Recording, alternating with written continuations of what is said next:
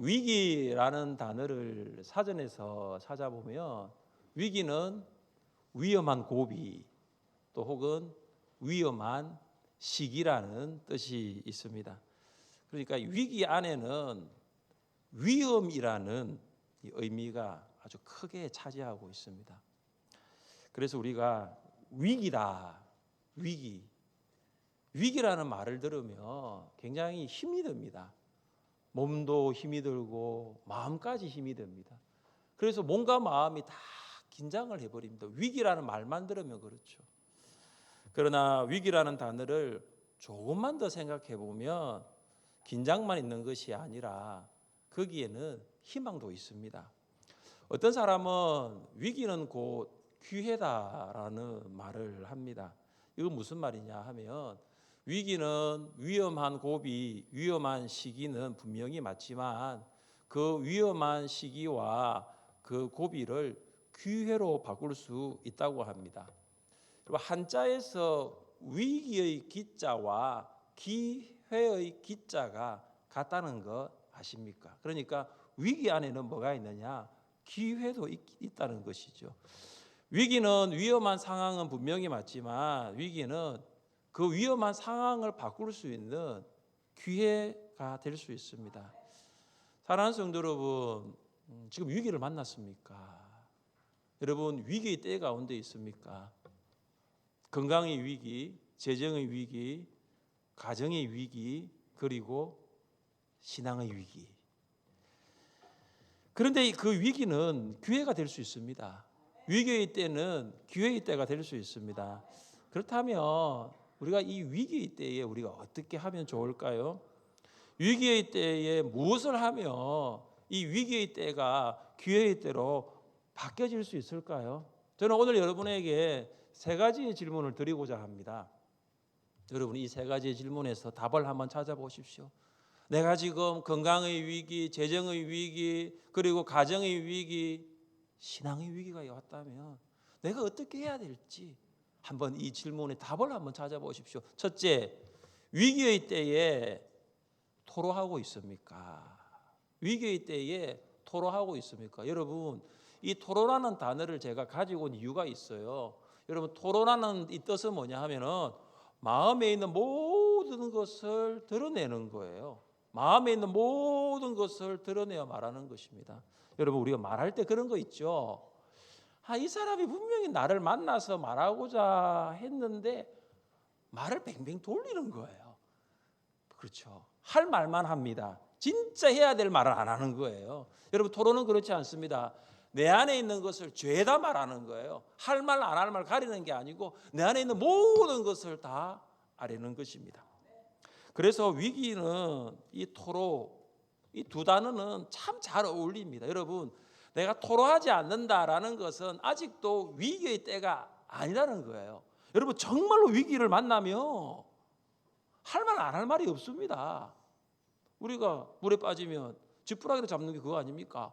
뭐든지 지금 잡으려고 하는 거예요. 위기를 만나면요 할 말 안 할 말이 없습니다. 나를 좀 도와달라고, 어떻게 하든지 나를 좀 이 위기의 때에서 벗어나게 해달라고 무엇이든지 말할 수 있습니다. 다윗이 사무엘의 도움으로 죽음의 위기를 모면하였지만 위기의 때를 완전히 벗어난 것은 아닙니다. 다윗은 라마 나요스에서 도망하여 기브아에 있는 요나단을 찾아갑니다. 사울과 전령들이 라마 나요스에 와서 다윗을 이렇게 죽이려고 했지 않습니까? 하나님의 은혜로 그것은 벗어났습니다.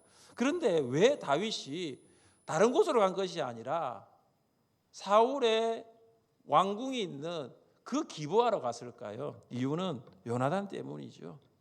요나단에게 도움을 구하기 위해서입니다. 다윗은 위기의 때에 누구를 생각했느냐? 요나단을 생각합니다. 그리고 요나단이면 나를 도울 수 있겠다. 요나단 이 친구는 나를 도울 수 있겠다. 다윗은 요나단을 찾아가서 이렇게 말합니다. 1절 하반절입니다. 내가 무엇을 하였으며 내 죄악이 무엇이며 내 아버지 앞에서 내 죄가 무엇이기에 그가 내 생명을 찾느냐. 지금 다윗의 질문은 일반적인 질문이 아니라 역설적인 질문이에요. 다윗이 지금 내 죄가 무엇이냐 몰라서 묻는 그런 내용이 아니에요. 다윗은 무엇을 말합니까? 나는 어떠한 죄도 짓지 않았다. 나는 무죄하다.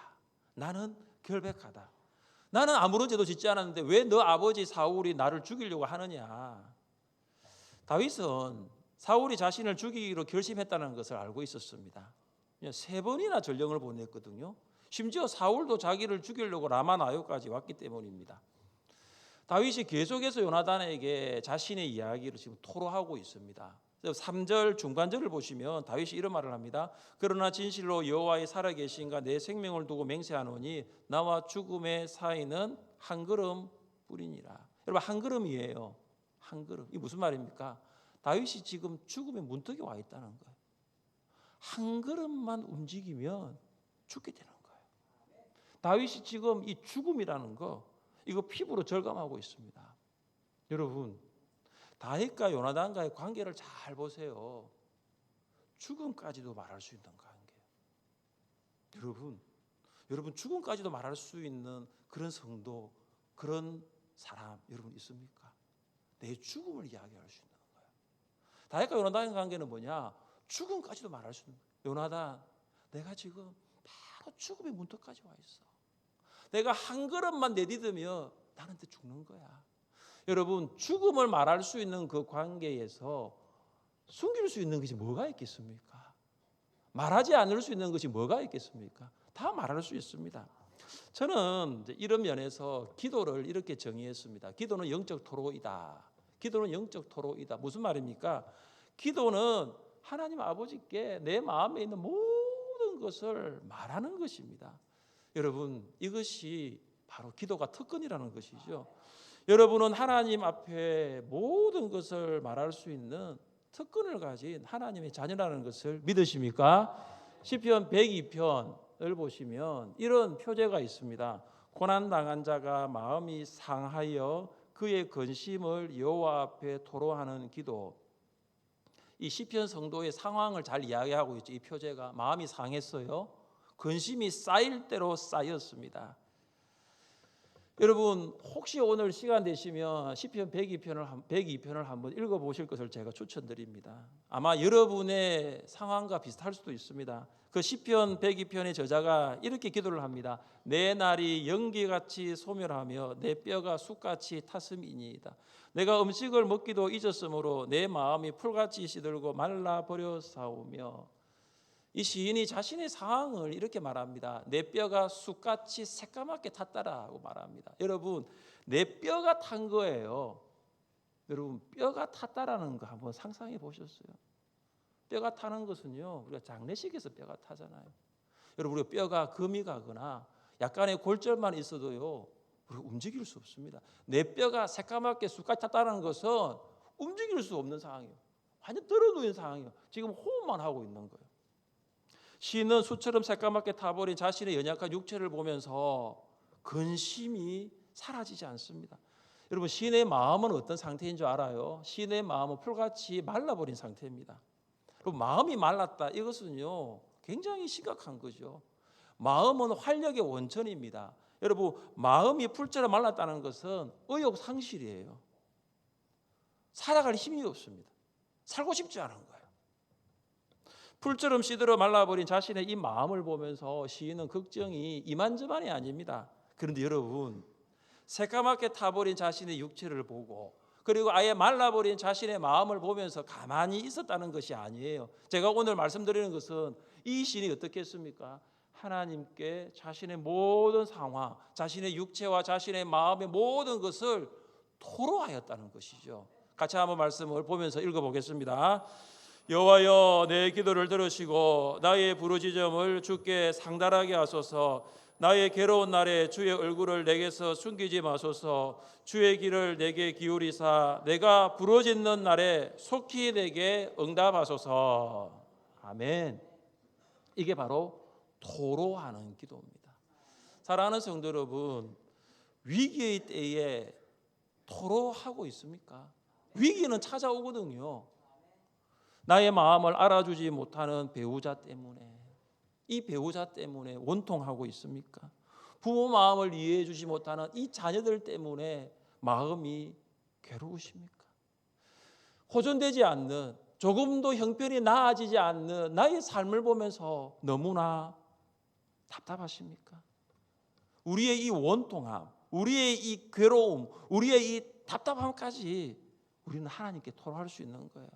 왜 우리는 이 토로하는 기도를 할 수 있을까요? 왜 우리는 모든 것을 하나님 아버지께 토로할 수 있을까요? 저는 이 말씀 때문이라고 저는 붙들었어요. 우리 짧은 말씀인데요. 같이 한번 읽어봅시다. 너희 염려를 다 주께 맡기라. 이는 그가 너희를 돌보심이라. 아멘. 저는 이거 하나님 말씀이고 하나님 우리에게 이렇게 말씀하셨어요.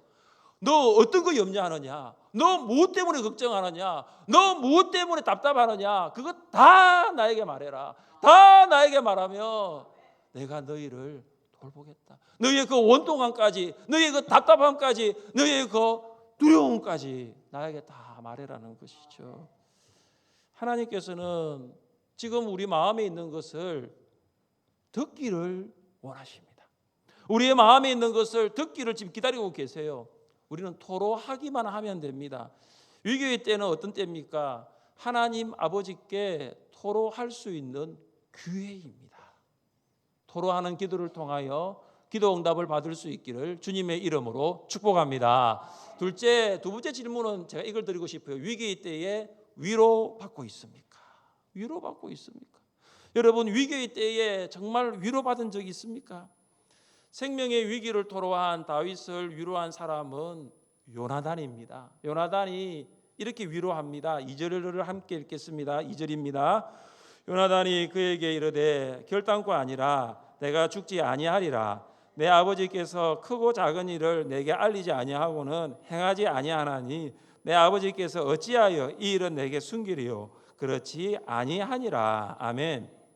요나단이 무엇을 위로하냐면은 아버지가 너를 죽이지 않는다. 너를 결코 죽이지 않는다. 위로를 합니다. 요나단이 이렇게 위로할 수 있었던 이유가 있습니다. 요나단은 생각합니다. 그래도 아버지인데 특별히 내 친구 다윗을 죽이려고 하면 반드시 나에게 이야기를 해줄 것이다. 그렇기 때문에 나에게 알려줄 것. 너는 죽지 않는다라고 말합니다. 요나단이 사울이 했던 말을 정확하게 기억하고 있어요. 사울이 이런 말을 했거든요.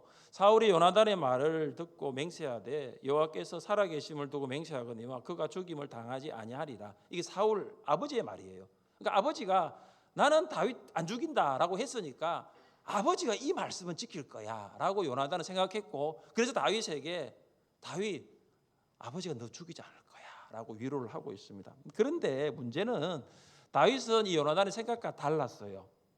다윗은 사울이 자신과 요나단의 관계를 알고 있습니다. 그러니까 요나단에게 알리지 않을 수 있다라는 거예요. 알리지 않고 나를 죽일 수 있다라고 그는 생각했습니다. 철저하게 사울은 숨길 것이라고 말합니다. 다윗에게 정말로 중요한 관계는 사울과 요나단의 관계가 아니고 자신과 요나단의 관계입니다. 다윗은 사울의 말은 믿을 수 없습니다. 그러나 요나단의 말이면 다윗은 믿을 수가 있었습니다. 이제 요나단이 다윗에게 무슨 말을 합니까? 우리 4절 말씀, 요나단의 말인데요. 같이 한번 읽어봅시다. 4절입니다. 요나단이 다윗에게 이르되 내 마음의 소원이 무엇이든지 내가 너를 위하여 그것을 이루리라. 아멘. 여러분, 이 말 잘 보십시오. 요나단이 다윗의 토로를 다 듣고 난 다음에 요나단이 뭘 말하냐면은 다윗, 내가 너의 소원 다 이루어 주겠다라고 합니다. 내가 너 원하는 거 다 이루어 주겠다라고 합니다. 위기의 때를 만난 다윗은 요나단이 건넨 이 말, 내가 너의 소원 다 이루어 줄게. 내가 너 원하는 거 다 들어줄게. 엄청난 위로가 되었을 것입니다. 다윗이 요나단에게 이제 소원을 말합니다. 어떤 말이냐면은 매월 초 하루가 되면은 신하들은 왕과 함께 제물을 드리고 식사하는 관례가 이 예루살렘에 있었습니다. 다윗은 이스라엘에 있었습니다. 다윗은 왕이 사이였으므로 식사의 자리에 참석해야 할 의무가 있습니다. 그런데 다윗이 이러한 관례를 깨고 식사에 참여하지 않습니다. 그러면 반드시 왕이 묻겠지요. 다윗 어디 갔느냐? 그러면 이렇게 이야기하라는 거죠. 지금 다윗이 고향 베들레헴으로 가서 가족들과 함께 제사 드리고 있습니다라고 하라는 것입니다. 다윗이 이런 제안을 요나단에게 하라고 한 이유는 무엇입니까? 이 이야기를 듣고 사울이 어떻게 나오느냐, 사울의 반응을 지켜보기 위해서입니다. 만약 사울이 다윗 제안을 참 좋다라고 하면은 이제 나를 죽일 이유는 없겠다라고 마음을 편안하게 가질 수 있고, 반대로 이 제안에 화를 내면은 진짜 사울이 나를 죽이려 결심했다는 것을 분명히 알 수가 있습니다. 그러면 이제 어떻게 됩니까? 이제 다윗이 도망을 가야 돼요. 사랑하는 아내를 두고 사랑하는 친구를 두고 이제는 사울을 떠나야 되는 거예요. 다윗이 위기의 때에 마음에 있는 모든 것을 토로하면서 다윗은 정말로 큰 위로를 받았을 거예요. 위기의 때에 필요한 것은 위로입니다. 하나님께서 바벨론에서 포로로 살고 있던 이스라엘 백성들에게 이것을 말씀하셨어요. 너희의 하나님이 이르시되 너희는 위로하라. 내 백성을 위로하라. 바벨론에서 포로로 살고 있는 이스라엘 백성은 위기의 때에 있었습니다. 그들이 하나님보다 우상을 더 사랑하고 섬겼고 하나님 말씀에 불순종한 결과입니다. 성전은 파괴되었고 그리고 예루살렘은 황폐하게 되었습니다. 그런데 하나님께서는 뭐라고 말씀하십니까? 너희는 위로하라. 내 백성을 위로하라고 말씀하십니다. 이스라엘 백성에 필요한 것은 하나님의 위로였습니다. 그들은 정말로 위로를 받고 싶었습니다. 미국 캘리포니아의 한 초등학교를 다니는 트래비스 셀링카라는 4학년 남자아이가 있었습니다. 이 트래비스 얘가 뇌종양에 걸렸어요. 뇌종양에 걸려가지고 7주 동안 방사선 치료를 받았습니다. 여러분, 방사선 치료 받으면 머리카락이 빠지거든요. 그래서 이 아이가 7주를 다 치료를 받고 이제 머리가 다 빠져가지고 이제 머리가 이제 없는 거죠. 학교를 가야 됩니다. 학교를 가는데 이게 고민이 생긴 거예요. 이 트래비스가 대머리를 지금 하고 학교를 가야 되는데 어떻게 해야 되냐. 그러면서 이제 학교를 갑니다. 근데 학교를 다 가서 이제 교실 문을 딱 여는 순간 어떤 일이 일어나냐면 이 트래비스가 깜짝 놀란 거죠. 반의 친구들이 다 대머리를 하고 있는 거예요. 이 트래비스가 학교에 와서 얼마나 뭐가 좀 불편하겠습니까? 친구들이 우리 머리 다 밀자 그렇게 한 거예요. 그러니까 트래비스가 문을 열고 보니까 깜짝 놀라고 나하고 똑같은 친구들이에요. 그 아이들은 뇌종양 걸린 아이들이 아니었습니다. 이 트래비스를 위로하고 싶었어요. 이 트래비스가 학교에 잘 와가지고 우리하고 함께 공부하고 싶어서 아이들이 그냥 머리를 다 깎아버린 거예요. 여러분, 가장 큰 위로가 무엇일까요? 가장 큰 위로는 뭐냐면 내가 그 사람처럼 되는 거예요. 위기의 때를 만난 사랑과 같이 되는 것입니다. 사랑하는 성도 여러분, 우리와 똑같이 사람 되신 분이 계십니다. 그분은 우리와 똑같이 되실 필요도 없었어요. 우리와 똑같이 사람 되신 분이 계십니다. 그분이 바로 하나님이십니다. 여러분, 하나님이신 예수님은 이 땅에 오실 필요가 없습니다. 우리와 똑같은 사람이 되셨습니다. 여러분, 이것이 얼마나 위로가 되시는 줄 아십니까? 제가 성지순례 가서 많은 것을 경험했지만 그 중에 하나가 뭐냐면 예수님이 이 땅에 사셨구나. 그냥 하늘 보좌에 앉아 계신 것이 아니라 예수님이 이 땅에 사셨구나. 그러면서 제가 빌라도의 어떤 그 재판을 받은 곳 다 돌아보면서 예수님이 여기서는 모욕을 당하셨지, 예수님이 여기서는 채찍을 맞으셨지, 예수님이 여기서는 십자가에 달리셨지. 제가 그걸 다 봐서 그러면서 제가 기도할 때만 느끼는 게 뭐냐면은 그런 거예요. 사랑하는 아들아, 사랑하는 아들아, 내가 너와 같은 사람이 되었단다. 그게 얼마나 큰 위로가 되는지 몰라요. 예수님은 우리를 위로하시는 분이십니다. 여러분, 그러나 말로만 위로하지 않으셨습니다. 우리가 직면하는 모든 위기를 다 담당하셨고 그 이상의 위기를 경험하셨어요. 저는 가장 큰 위기는 십자가라고 생각합니다. 왜냐하면 예수님이 십자가를 앞에 들고 굉장히 마음이 고민하여 죽게 되었다라고 하였습니다. 그래서 십자가의 잔을 옮길 수만 있다면, 하나님 이 십자가를 지지 않고 인류를 구원할 수만 있다면 십자가를 옮기게 해달라고 할 정도로 예수님은 위기를 만났던 것이죠. 결국 예수님이 십자가를 지셨습니다. 그리고 골고다로 오르셔서 십자가 위에서 달리시고 죽으셨습니다. 사랑하는 성도 여러분, 이 십자가를 경험하신 예수님, 가장 큰 위기를 경험하신 그 예수님, 여러분을 위로하시는 줄 믿으시기를 바랍니다. 여러분, 십자가의 예수님으로 위로를 받으십시오. 십자가의 예수님으로 그 위기를 승리하십시오. 그리고 여러분, 한 가지 부탁을 드리는 것은 주님을 만남을 통하여 위로받으셨다며 이제는 위기의 때에 직면하고 있는 성도를 위로하는 분들이 되셔야 합니다. 여러분, 하나님이 나를 위로하신 이유가 무엇인지 아십니까? 하나님 나에게 위로를 주신 이유가 무엇인지 아십니까? 주님이 위로가 필요한 자들을 위로하도록 하기 위해서입니다. 위기의 때는 어떤 때냐? 하나님의 위로를 받을 수 있는 기회가 됩니다. 마지막 세 번째 질문을 드립니다. 셋째, 위기의 때에 사랑받고 있습니까? 여러분, 정말로 위기의 때에 사랑받은 적이 있습니까? 사울이 다윗의 제안을 좋게 반응하면 아직 위기의 때가 아닙니다. 그러나 사울이 다윗의 제안에 나쁘게 반응하면 위기의 때가 온 것은 분명합니다. 다윗이 요나단에게 그 위기의 때에 이것을 부탁하죠. 우리 8절을 함께 읽습니다. 8절 읽겠습니다. 그런즉 바라건대 내 종에게 인자하게 행하라. 너와 맹약하게 하였음이니라. 그러나 내게 제약이 있으며 내가 친히 나를 죽이라. 나를 내 아버지에게로 데려갈 이유가 무엇이냐 하니라. 아멘. 다윗은 사울이 자신을 죽이려고 확실할 때 이거 부탁합니다. 요나단, 내 종에게, 이 자기를 이야기하거든요. 내 종에게 인자하게 행하라. 여러분, 여기 인자는 무슨 말이냐 하면은 하나님의 불변한 사랑, 하나님의 변함없는 사랑, 하나님의 영원한 사랑, 바로 헤세드를 말합니다. 하나님의 사랑은 세상의 사랑과 같은 것이 아니에요. 세상의 사랑은 대부분 이기적인 사랑이에요. 그러나 하나님의 사랑은 이타적인 사랑입니다. 하나님의 사랑은 독생자 예수 그리스도를 우리 위해 십자가에 내어주신 아가페 사랑입니다. 그래서 다윗이 요나단에게 뭐라고 말합니까? 요나단, 변하지 않는 그 사랑으로 나를 사랑해달라는 것이죠. 왜 다윗이 요나단에게 이렇게 하나님의 사랑 헤세드를 부탁할 수 있습니까? 바로 그 다음에 나오는 말씀 때문입니다. 내가 내 종에게 여호와 앞에서 너와 맹약하게 하였음이니라. 이 과거 시제죠. 그러니까 이전에 이런 맹약, 다시 말해서 언약을 맺은 적이 있습니다.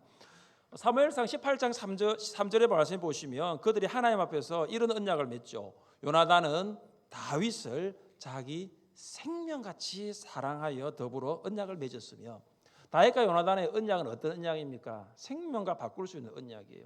다윗과 요나단의 언약은 생명을 주더라도 반드시 지켜야 하는 언약입니다. 왜 그렇습니까? 그들이 맺은 언약은 하나님 앞에서 한 약속이기 때문입니다.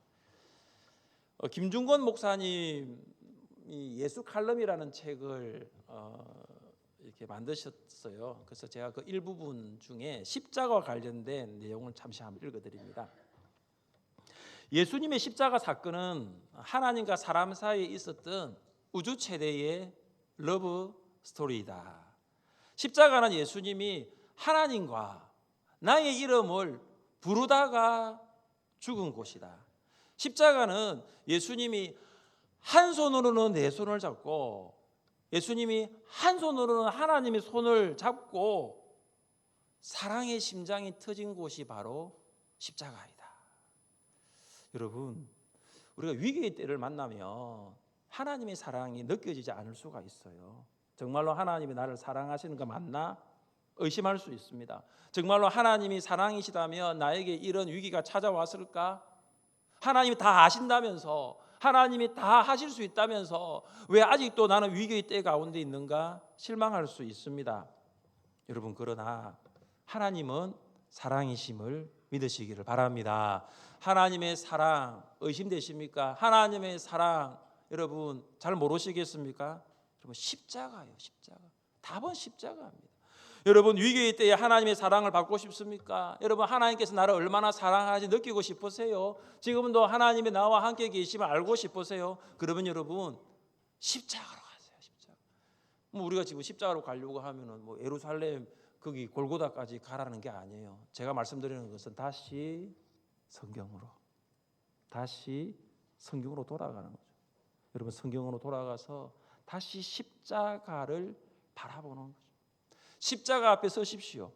여러분 십자가 앞에 서시고 십자가를 붙잡으세요. 붙잡으세요. 여러분 예수님이 지신 십자가가 어떤 십자가인지 아십니까? 십자가를 붙잡으세요. 그리고 여러분 십자가를 붙잡고 그 십자가 위로 올려보세요. 그때 하나님께서 여러분을 얼마나 사랑하시는지를 알 수 있습니다. 다시 말씀드립니다. 성경으로 돌아가셔서 그냥 하나님이 나와 함께 계신다 잘 믿으세요. 성경으로 돌아가셔서 십자가를 붙드시면 하나님의 사랑을 받을 수 있습니다.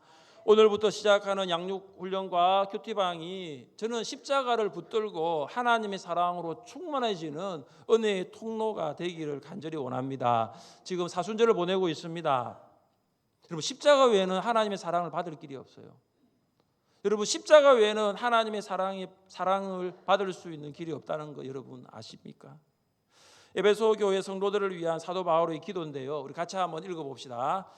너희 모든 성도와 함께 지식에 넘치는 그리스도의 사랑을 알고 그 너비와 길이와 높이와 깊이가 어떠함을 깨달아 하나님의 모든 충만하신 것으로 너희에게 충만하게 하시기를 구하노라. 아멘.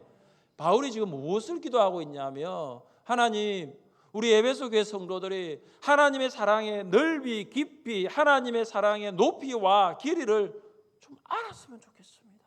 이 기도예요. 저도 그렇습니다. 저도 그래요. 저도 여러분이 하나님의 사랑의 넓이와 깊이를 알면 좋겠어요. 하나님의 사랑의 깊이와 높이를 좀 알면 좋겠습니다. 찬송가 304장 3절 여러분 잘 아시죠? 하늘을 두루마리 삼고 바다를 먹물 삼아도 한없는 하나님의 사랑 다 기록할 수 없겠네. 하나님의 크신 사랑 그 어찌 다 쓸까? 저 하늘 높이 쌓아도 채우지 못하리. 저는 여러분이 하늘샘 교회에서 예배드리고 신앙생활 하면서 이걸 좀 알았으면 좋겠어. 나를 향한 하나님의 그 사랑의 넓이, 길이, 높이, 깊이가 어떠한지. 여러분 이것은 한계가 없거든요. 여러분 세상 어떤 것도 넓이와 깊이와 높이와 길이는 다 정해져 있어요. 하나님의 사랑은 영원합니다. 내가 하나님의 사랑을 다 알았다고 하는데요, 그렇지가 않아요. 더 하나님의 사랑이 있다는 거예요. 자녀 셋을 훌륭하게 키운 한 집사님이 있었습니다. 하루는 신방호시 목사님이 집사님에게 물었습니다. 자녀 셋 중에 누구를 가장 사랑합니까, 집사님? 그러니까 이 집사님이 웃으시면서 이렇게 말합니다. 막내가 병들었을 때는 그때 막내를 가장 사랑했거든요. 얘가 막내라서 늘 아팠거든요. 둘째가 집을 떠나 방황할 때 항상 둘째가들이 문제예요. 둘째가 집을 떠나 방황할 때는 그때는 둘째를 제일 사랑했어요. 얘가 왜 가출을 했는지. 첫째가 학교 성적과 이성 문제로 괴로워할 때는 그때는 이 큰아들, 이 첫째를 제가 제일 사랑했습니다. 여러분, 부모가 자녀를 사랑할 때가 언제인 줄 아십니까? 자녀가 위기를 만났을 때예요. 건강할 때보다 여러분 병들었을 때, 성공할 때보다 실패할 때, 여러분 즐거울 때보다 낙심할 때, 그때 하나님의 사랑이 더 뜨겁다는 거 여러분 아십니까? 하나님 우리를 언제 사랑하셨어요? 우리가 성공할 때 사랑하셨어요? 건강할 때 사랑했어요? 잘 될 때 사랑했어요? 하나님 우리가 죄인 되었을 때 사랑하셨어요. 우리가 병들 때, 우리가 낙심할 때, 우리가 고통당할 때, 우리가 세상에서 방황하고 살 때, 그때 하나님이 우리를 사랑하셨습니다. 지금이 바로 여러분 그때라면 지금이 바로 하나님의 사랑을 받을 때입니다. 위기는 하나님의 사랑을 받을 수 있는 기회입니다. 사랑하는 성도 여러분, 위기 때에 있습니까? 마음에 있는 모든 거 하나님 아버지께 토로하십시오. 하나님 아버지께서 그 토로하시는 그 기도 다 들으시고 응답해 주실 줄 믿습니다. 여러분 위기의 때입니까? 동시에 위로도 있습니다. 하나님의 위로를 받으십시오. 십자가로 앞으로 나아가 하나님이 나를 얼마나 사랑하고 계신지 그 사랑을 다시 공급함을 받으십시오. 다시 성경으로 돌아가 보십시오. 다시 성경으로 돌아가 보셔서 그 성경 속에서 십자가를 여러분 찾으시고 그 십자가를 붙드시고 그 십자가에서 주님을 보십시오. 하나님의 사랑으로 충만해지십니다. 위기의 때는 위험한 때만은 아닙니다. 위기의 때는 곧 기회의 때입니다. 기도 응답 받을 때이고 하나님의 위로와 사랑을 받을 때입니다. 위기의 때를 기회의 때로 바꿀 수 있는 여러분 되시기를 주님의 이름으로 축복합니다. 우리 자리에 일어나셔서 찬양합시다.